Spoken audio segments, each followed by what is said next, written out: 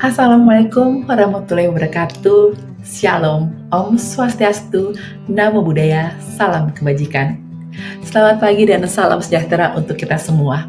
Perkenalkan, nama saya Ellen Wijaya. Saya merupakan dokter spesialis anak yang berkarya di Departemen Ilmu Kesehatan Anak, Fakultas Kedokteran dan Ilmu Kesehatan Unika Atmajaya. Saya menyelesaikan pendidikan dokter umum di FKIK Unika Atmajaya, kemudian melanjutkan pendidikan dokter spesialis anak di Fakultas Kedokteran Universitas Indonesia dan lulus pada tahun 2018. Pada kesempatan pagi hari ini, saya akan menjelaskan mengenai salah satu topik pembelajaran yang saya ampuh dengan menggunakan sistem DIA, yaitu Delivery, Interactive, and Assessment. Salah satu topik yang saya ampuh adalah pembelajaran dalam sistem blok. Seperti kita ketahui bersama, keistimewaan dari Fakultas Kedokteran adalah sistem pembelajaran yang menggunakan blok, di mana berbagai dosen dari multidisiplin ilmu akan bersama-sama berkolaborasi untuk mencapai tujuan pembelajaran dalam suatu sistem blok tersebut. Nah, pada kesempatan pagi hari ini saya akan membahas satu sistem blok yang salah satunya saya ampuh, yaitu adalah sistem blok respirasi, di mana berbagai dosen dari multidisiplin ilmu bergabung bersama berkolaborasi, di antaranya dari divisi parasitologi, patologi klinik, patologi anatomi, radiologi, ilmu penyakit dalam, dan saya sendiri dari ilmu kesehatan anak, serta sahabat-sahabat dari dokter THT, farmakologi, fisiologi, anestesiologi, maupun IKM gizi dan bedah serta anatomi. Pada sistem blok sistem respirasi, sebagai deskriptif merupakan blok ke-15 yang didapatkan pada mahasiswa semester keempat Fakultas Kedokteran dengan muatan 6 SKS yang ditempuh selama 7 minggu. Blok ini membicarakan mengenai patofisiologi penyakit pada sistem respirasi manusia, menjelaskan mulai dari anatominya, fisiologinya, histologinya, peran penyakit, dan sebagainya terkait dengan blok sistem respirasi manusia. Capaian pembelajaran yang diharapkan melalui blok sistem respirasi ini, mahasiswa mampu melakukan pendekatan diagnosis mengenai berbagai penyakit infeksi maupun non-infeksi yang berkaitan dengan sistem respirasi. Nah, pada kesempatan ini saya akan membahas khususnya adalah topik TBC pada anak yang merupakan salah satu topik kuliah yang saya ampuh yang berada pada sistem blok respirasi ini. TBC pada anak. Capaian pembelajaran topik kuliah ini adalah 1. Mahasiswa mengetahui epidemiologinya. Mahasiswa mampu mengetahui epidemiologi sehingga mengerti bagaimana pentingnya besar beban penyakit infeksi tersebut, sehingga dengan demikian mahasiswa pun memiliki kesadaran untuk lebih memahami mengenai penyakit infeksi TBC ini. Selanjutnya, capaian pembelajaran adalah mahasiswa mampu melakukan pendekatan diagnosis penyakit TBC pada anak yang meliputi dengan anamnesis, pemeriksaan fisik, dan pemeriksaan penunjang. Dan tentunya capaian pembelajaran yang ketiga adalah setelah mereka memahami bagaimana pendekatan diagnosisnya, mereka juga mengetahui bagaimana melakukan tata laksana serta upaya pencegahan pada TBC anak. Sebagai materi pembelajarannya, tentunya kita berupaya untuk mencapaikan materi yang sesuai supaya capaian pembelajarannya pun dapat tercapai. Materi pembelajaran pada topik TBC ini meliputi epidemiologi, definisi, klasifikasi TBC pada anak, dan bagaimana pendekatan diagnosis TBC pada anak, yang meliputi anamnesis, pemeriksaan fisik, pemeriksaan penunjang, dan tentunya tata laksana terbaik yang komprehensif dan holistik, serta bagaimana upaya pencegahan TBC pada anak. Metode pembelajaran yang dilakukan adalah dengan hibrid, yaitu dengan metode daring serta metode luring. Tentunya pada metode pembelajaran ini sangat diharapkan diskusi yang interaktif peran serta mahasiswa dalam metode pembelajaran ini. Nah, sebagai indikator kriteria penilaian pada topik TBC pada anak, diantaranya adalah ada ujian tengah blok yang meliputi kurang lebih 23%, ujian akhir blok 30%, kemudian ada tugas kreatif, dan juga ada penilaian-penilaian diskusi-diskusi kasus yang pada akhirnya tentunya komponen tersebut meliputi 100% jika dilibatkan dengan topik-topik lainnya dari sistem blok respirasi. Pada kesempatan pagi hari ini saya mau mengajak para dosen, asesor terutama dan seluruhnya untuk melihat bagaimana diskusi mengenai topik TBC pada anak yang merupakan salah satu topik dari sistem blok respirasi ini. Terima kasih untuk perhatiannya, selalu sehat dan semakin semangat.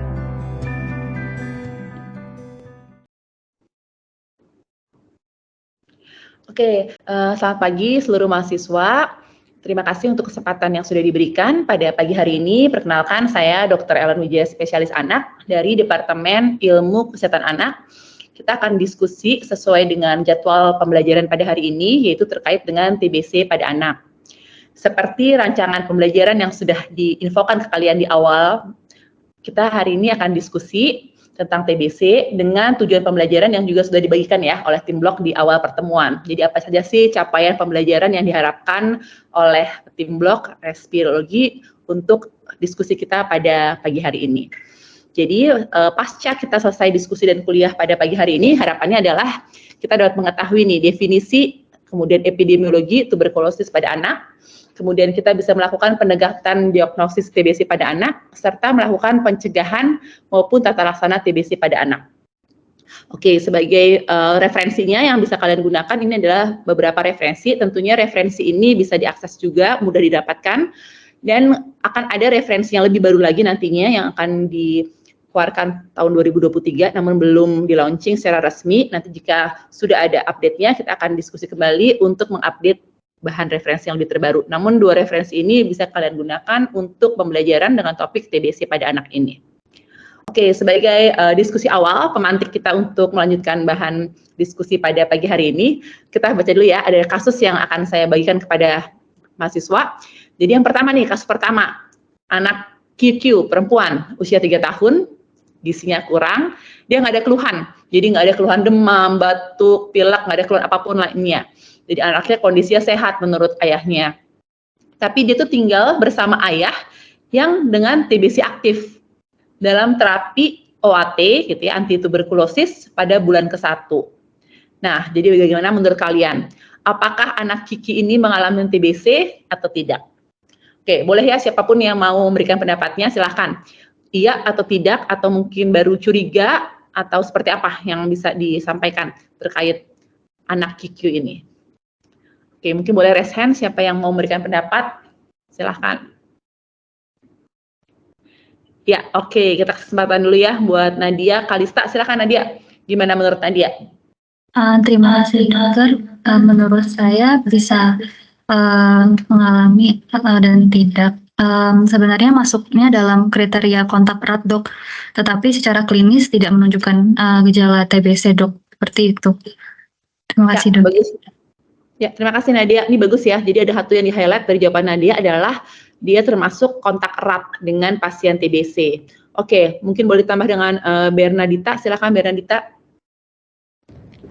Ya izin dokter, kalau menurut saya juga ini masih bisa dimasukkan ke dalam diagnosis TBC dok, karena yang pertama seperti yang Nadia bilang tadi ada riwayat kontak erat dok, dan juga kalau pada gejala TB sebenarnya tidak melulu soal demam, batuk, pilek dok, karena di scoring TB sendiri juga ada kriteria lain dan termasuk juga seperti penurunan berat badan, dan kita bisa lihat di sini kalau misalnya pasiennya juga ada gizi kurang dok, jadi masih bisa termasuk ke kriteria ke TB dok.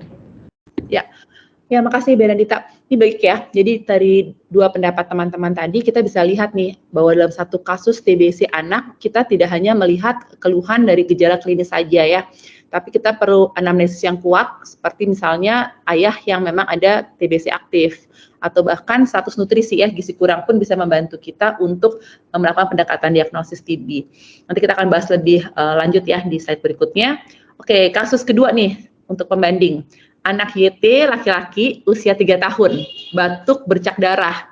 Ibunya TBC, terapi bulan kedua. Anaknya gizinya baik.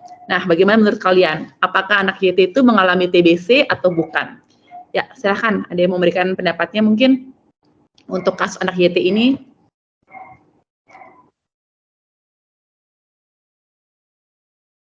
Ya, oke Naomi. Silahkan Naomi. Gimana menurut kamu Naomi? Izin menjawab dok, mungkin sama dengan kasus yang sebelumnya, di mana walaupun anak ini memiliki gizi yang baik, tetapi anak ini memiliki kontak erat dengan ibunya yang juga mengalami TBC, jadi anak ini bisa masuk ke dalam kriteria mungkin mengalami TBC dok. Oke, ya, makasih Naomi. Mungkin dari teman-teman lain ada yang mau menambahkan Naomi atau mungkin punya pendapat yang berbeda, silakan. Ya, Vera, silakan Vera. Izin menjawab, Dok. Jadi kalau untuk anak ini kan terdapat batuk bercak darah, kemudian ibu TBC terapi bulan kedua. Mungkin dari anak ini harus diperiksa lebih lanjut, Dok, karena untuk batuk bercak berdarah itu sendiri belum tentu menjadi salah satu symptoms dari TBC. Bisa aja batuk bercak darahnya itu karena batuknya terlalu kencang. Jadi perlu ditanyakan lagi berapa lama batuknya ini. Tapi setuju juga dengan Naomi dan teman-teman saya yang lain bahwa anak ini termasuk di dalam kontak erat TBC. Ya, oke, makasih Naomi. Ya, jadi ini bagus ya pendapat dari teman-teman semua. Jadi kita bisa lihat bersama bahwa klinis tetap menjadi salah satu memiliki peran yang penting ya. Batuk bercak darah itu menjadi salah satu yang bisa di-highlight meskipun belum tentu batuk bercak darah itu punya anak TBC. Jadi seringkali kalau di masyarakat bercak darah gitu ya langsung ditanda petik TBC kan gitu ya, itu juga bisa menjadi over diagnosis. Jadi kita tetap harus melakukan pendekatan yang menyeluruh yang akan kita bahas lagi nanti lebih detail ya di slide berikutnya. Oke, baik, terima kasih semuanya untuk pendapatnya yang sangat baik. Jadi kita hari ini diskusi TBC. Kenapa sih kita penting banget mempelajari tentang TBC? Selain TBC itu secara SKDI-nya 4A, dalam arti semua dokter umum harus bisa melakukan pendekatan diagnosis TBC dengan baik dan bahkan melakukan terapinya ya, tentunya yang tidak memiliki komplikasi. Dan peran teman-teman semua sebagai para calon dokter sangat besar. Kita sama-sama nih punya target supaya Indonesia bisa bebas dari TBC. Dan setiap tanggal 24 Maret kita juga merayakan Hari Tuberkulosis Sedunia untuk mengingatkan kepada masyarakat ya, bersama-sama kita akhiri TBC dan kita pasti bisa keluar dari penyakit tersebut. Oke, jadi TBC ini dari definisinya kita lihat bahwa adalah penyakit infeksi ya akibat kuman Mycobacterium tuberculosis. Nah, sifatnya tuh sistemik ya, dapat mengenal semua organ tubuh dan sebagian besar memang menyerang paru. Jadi kalau misalnya kalian sering sekali mendengar tentang TBC paru gitu ya, sebenarnya TBC itu nggak cuma di paru ya, tapi semua organ pun bisa terkena TBC. Meskipun memang sebagian besar organ yang terkena kuman ini adalah paru. Tapi bukan berarti TBC mutlak punya TBC paru. Nah, kenapa penting? Kita bisa lihat bersama bahwa epidemiologi TBC itu sangat tinggi. Bahkan Indonesia itu mencapai peringkat kedua tertinggi untuk kasus TBC-nya. Nah, kalau kita lihat di data ya, di tahun 2022, bagaimana jumlah kasus TB yang diobati dan ditemukan ya, dari tahun ke tahunnya. Dan trennya ini masih berfluktuatif, dan ini menjadi PR kita bersama untuk bisa mengentaskan TBC ini. Nah ini ya, kita bisa lihat bagaimana balita itu 22 dari 10.000 balita itu menderita TBC. Jadi sangat tinggi sekali ya. Kalau untuk anak-anak usia 5-14 tahun, ada 12 dari 10.000 anak gitu. Jadi angka kejadian TBC di Indonesia untuk anak ini masih sangat tinggi. Nah, kenapa demikian? Kita bisa lihat bahwa faktor risiko TBC itu ada banyak ya. Yang pertama tingkat penularannya, lama pajanannya, dan daya tahannya. Dan kelompok risiko TBC ini yang paling berperan gitu ya, antara ada faktor usia nih. Jadi balita, bahkan pubertas pun juga memiliki kerentanan untuk terkena TBC. Ya, obat-obatan. Jadi misalnya punya pasien yang mengkonsumsi steroid jangka panjang, atau bahkan menggunakan sitostatika tertentu, misalnya pasien dengan keganasan atau dengan leukemia yang menjalankan kemoterapi, maka itu memiliki salah satu resiko yang lebih tinggi untuk terkena infeksi TBC. Nah ini seperti patogenesisnya ya, gimana sih seorang anak kena TBC. Jadi meskipun beberapa anak misalnya dia kontak sama orang yang mengalami TBC, namun tidak semua akan menjadi sakit TBC gitu ya, karena ada patogenesisnya. Mungkin boleh volunteer siapa yang sekiranya mau menjelaskan ya tentang patogenesis TBC pada anak. Ya, boleh nih. Oke, Erik, yuk silahkan Erik. Gimana Erik? Baik dokter, izin untuk mencoba untuk menjelaskan dari patogenesis TBC. Itu menurut saya pertama dari anak itu tersebut terinhalasi dari bakteri Mycobacterium tuberculosis dok, jadi masuk ke dalam saluran respirasi, lalu kemudian pada di saluran tersebut akan terfagositosis oleh makrofag yang ada di alveolus di paru tersebut dok, dan kemudian dari kuman tersebut akan jadi antara kuman tersebut akan dibunuh dan kumannya mati, atau kuman itu ternyata masih dapat hidup di dalam makrofag tersebut, dok. Dan karena masih hidup, maka akan terjadi proses yang lebih lanjut di mana akan terbentuk fokus linear di sana dan bisa menyebar baik secara hematogen maupun limfogen. Dan jika memang terjadi pembentukan tersebut, akan lama-lama membentuk suatu kompleks atau yang saya baca itu pernah disebut kompleks gondok. Lalu di situ akan terbentuk suatu imunitas seluler spesifik, di mana jika sudah terjadi kompleks GON akan terjadi positif dalam uji tuberkulin.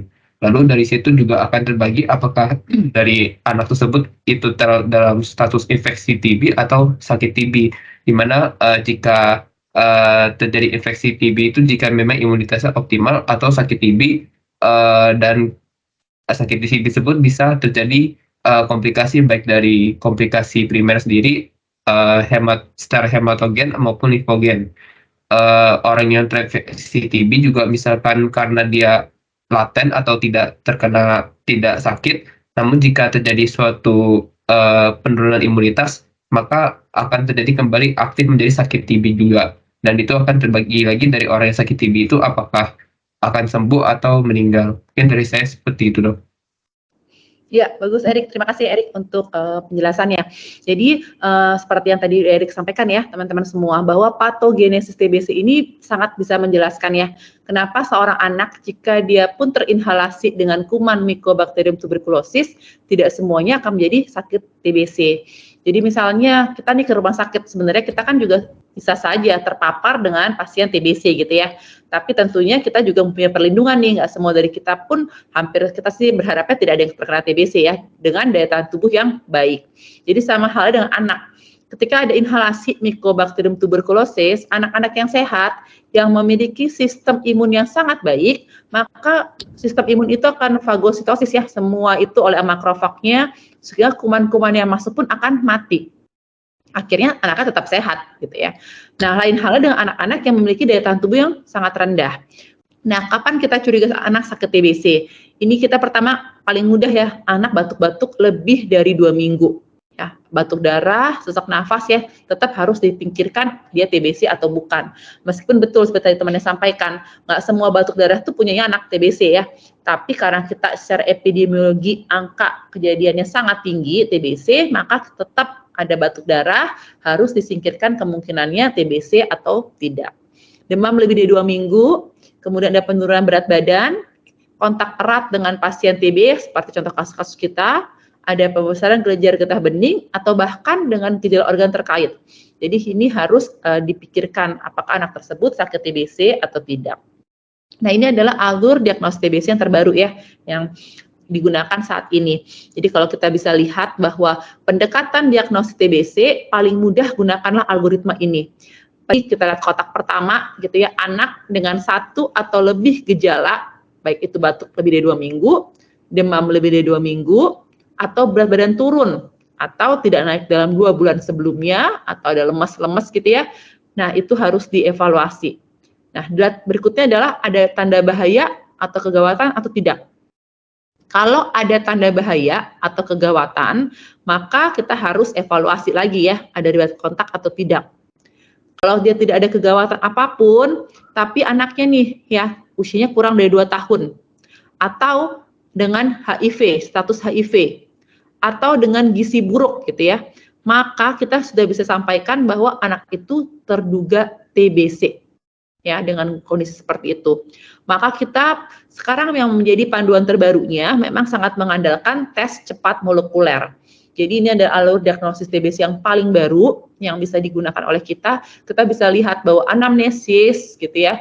Kemudian yang menjadi pemandu awal adalah tes cepat molekuler. Ini salah satu pembeda juga dengan algoritma pendekatan diagnosis TBC yang lalu ya. Jadi kita memang highlight-nya adalah di tes cepat molekuler. Jadi hasil TCM atau tes cepat molekuler itu sangat memiliki peran penting. Ketika hasilnya sudah positif, maka sudah bisa dikatakan langsung terkonfirmasi. Ya, kalau negatif atau tidak bisa dilakukan, maka itu yang baru kita lakukan uji ronsen toraks dan uji kulit tuberkulin atau IGRA. Nah, kemudian jangan lupa scoring TBC-nya seperti biasa. Kalau lebih atau sama dengan 6, berarti kita bisa bilang TBC klinis. Kalau kurang dari 6 gitu ya, tapi uji kulit tuberkulinnya positif atau ada kontak erat, tetap bisa dikatakan TBC klinis. Pada kondisi itu berikanlah OAT. Nah, ini salah satu juga yang bisa kita bantu kita ya, kalau TCM-nya negatif atau nggak bisa dilakukan TCM-nya, dan bahkan nggak ada nih sama sekali aksesnya buat foto ronsen toraks, nggak bisa, uji tuberkulin nggak bisa, jadi semua pemeriksaan penunjang nggak bisa dilakukan di daerah tersebut misalnya ya. Nah, yang bisa membantu kita adalah tadi, kontak TBC. Ada masih kontak TBC-nya. Kalau kontak TBC yang nggak ada, maka kita lakukan diagnosisnya adalah observasi dulu gejalanya. 2 minggu sampai 2 bulan ya. Kalau misalnya ternyata pada follow up itu gejala terus menetap, maka baiknya sih dirujuk. Pada kondisi seperti ini ada tempat yang merujuk ya. Jadi nggak usah ditahan. Jadi ya anamnesisnya ya, poin-poin tadi yang harus ditanyakan. Kemudian pemeriksaan fisik juga dikerjakan, kita bisa melihat bagaimanakah anaknya, apakah ada demam ya. Ingat juga bahwa TBC kan nggak cuma di paru ya, kita bisa lihat ada kelenjar, getah bening, limfadenitis pun bisa ada pembengkakan ya. Jadi pada PF harus diperhatikan sungguh-sungguh. Nah, kalau TBC pada SSB atau kita kenal dengan meningitis tuberkulosis, tentunya semua sudah sangat familiar ya. Ada gejalanya yang lebih spesifik, PF tanda rangsang meningial itu bisa dinilai. Atau di kulit, scrofuloderma ya, bisa kita lihat dari tulang. Jadi mengingatkan kita bahwa TBC itu nggak cuma ada di paru saja. Dan ini pemeriksaan penunjang yang bisa dikerjakan, ingat bahwa tetap yang pertama adalah TCM ya, tes cepat molekuler yang bisa diambil dari tes dahaknya atau bilas lambung atau induksi sputum. Kemudian pemeriksaan penunjang lainnya yang bisa bantu uji tuberkulin, ya, bagaimana tuberkulin dikerjakan dan bagaimana interpretasinya kita bisa lihat nih ya. Ini uji tuberkulin harus bisa tahu cara melakukannya. Ya, kita bilang positif kalau indurasi ya, bukan kemerahannya tapi indurasinya lebih dari 10 mm. Kemudian kalau misalnya tidak ada T-Spantux atau tuberkulin, tapi ada IGRA, sama aja ya, salah satu ini boleh dipilih. Nah, berikutnya kita masuk ke segmen terakhir ya, tentang tata laksana sebenarnya. Jadi penting sekali melakukan pendekatan diagnosis yang baik. Algoritma tadi pastinya sudah membantu semuanya untuk menentukan dia TBC atau tidak TBC.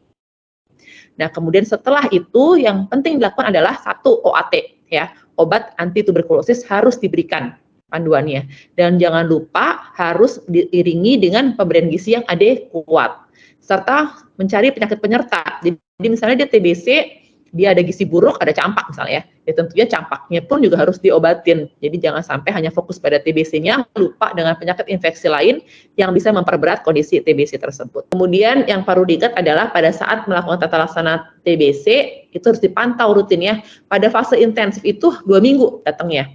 Tapi nanti kalau udah fase lanjutan nggak apa-apa, tiap bulan boleh. Kenapa harus dipantau? 1, kita harus memastikan dia tidak putus berobat.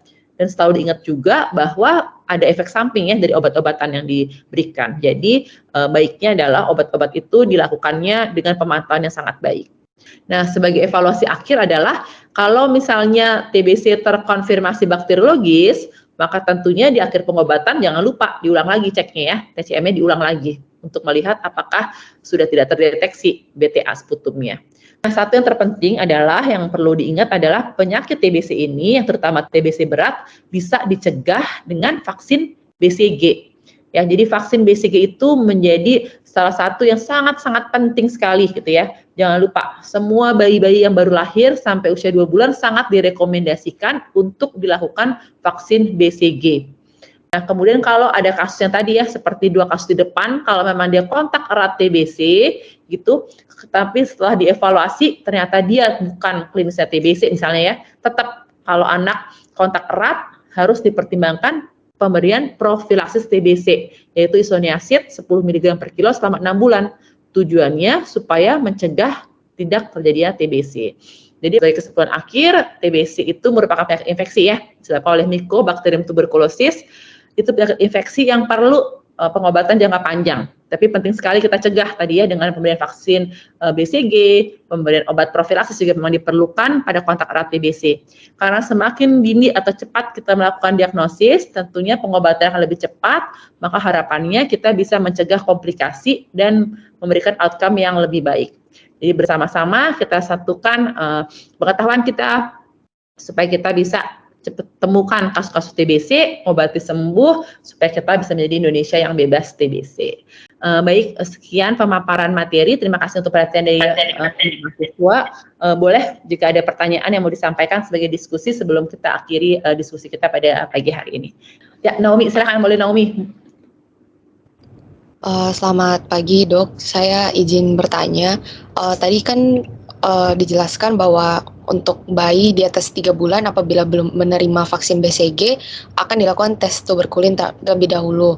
Izin bertanya dok, apabila misalnya tes tuberkulin pasien positif, berarti kan harus diobati dengan obat TBC terlebih dahulu. Selanjutnya, apakah bayi tersebut tetap perlu dilakukan vaksin BCG setelah sembuh atau tidak perlu karena sudah mendapatkan imunitas alami, dok? Terima kasih sebelumnya, dok. Ya, terima kasih Naomi. Ini pertanyaan bagus sekali nih Naomi. Terima kasih. Sebenarnya sih pada dasarnya semua penyakit infeksi itu kan ada kekebalan alami yang didapatkan dari penyakit itu sendiri maupun kekebalan buatan yang didapatkan dari imunisasi ya. Selama kalau memang anak itu, kalau kondisinya nggak berat ya TBC-nya, tetap sih boleh tetap dilengkapin kondisinya. Tapi yang perlu diperhatikan adalah tadi itu, bahwa usianya anak itu berapa. Sebenarnya kalau misalnya di luar negeri itu kan TBC nggak jadi bukan epidemiologinya nggak terlalu tinggi ya, bahkan tidak masuk dalam program vaksinasi pada banyak negara ya.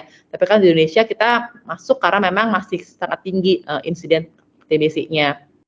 Jadi boleh tetap diberikan dengan kondisi tentunya dipantau gitu ya pada saat pengobatannya seperti apa sih. Kalau misalnya ternyata anaknya putus berobat nih gitu ya, TBC putus berobat gitu kan, ya kita mesti evaluasi ulang dulu sebelum kita lakukan imunisasinya gitu. Jadi pada dasarnya sih pemberian itu tetap ada kekebalannya dari penyakit alaminya, tapi imunisasi yang masih bisa tetap diberikan untuk memberikan perlindungan yang menyeluruh lagi. Seperti apakah masih ada pertanyaan lagi? Ayo silakan Vincentia Meli. Ya baik dok, selamat pagi dok, izin bertanya dok, untuk sebenarnya dari penyakit TBC ini kan perlu pengobatan yang jangka panjang dok, yang saya tahu selama 6 bulan dan harus rutin dok. Mungkin dokter bisa menjelaskan dok untuk alasannya kenapa harus pengobatan jangka panjang dibandingkan penyakit infeksi paru-paru yang lainnya, dan apa dampaknya bila pengobatan jangka panjang ini tidak rutin, tidak adekuat pada pasien gitu. Terima kasih dok. Oke, di pertanyaan itu kan dari Vincentia Meli ya, tentang kenapa sih kita harus memberikan pengobatan paling nggak 6 bulan gitu ya, fase inisial dan fase lanjutan. Ya kembali ke kumannya sebenarnya ya, etiologinya apa. Kita tahu ya kalau TBC itu kan Mycobacterium tuberculosis. Kalau kalian tahu bagaimana hidupnya, bagaimana patogenesisnya gitu ya, beda dengan kayak Streptococcus pneumonia misalnya atau hemoinfluenza gitu ya. Hemovirus influenza yang penyebab pneumonia pada umumnya.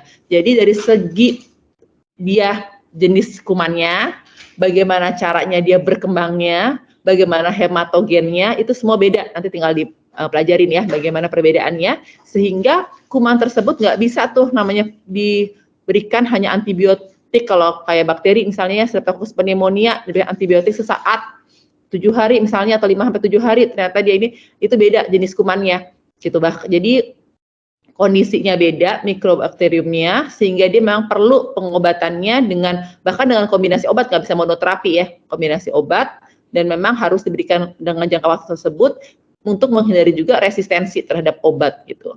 Masih ada pertanyaan lagi? Oke. Baik, karena kita terbatas oleh waktu, terima kasih banyak untuk pertanyaannya, untuk diskusinya. Senang sekali bahwa hari ini kita bisa berdiskusi bersama tentang TBC, salah satu penyakit yang menjadi beban Indonesia, dan tentunya SKDI 4A ya sekali lagi. Jadi benar-benar tugas kita nih untuk melakukan pendekatan diagnosis yang tepat, kemudian bisa mengatasi dan mengobati sampai tuntas. Kalau masih ada pertanyaan, nanti bisa langsung bertemu untuk menyampaikan pertanyaannya dan kita bisa diskusi lagi di pertemuan selanjutnya. Baik, terima kasih, semoga bisa bermanfaat. Selamat pagi semuanya. Terima kasih, Selamat pagi dokter. Terima kasih. Terima kasih banyak. Selamat pagi dok. Pagi, aneh juga.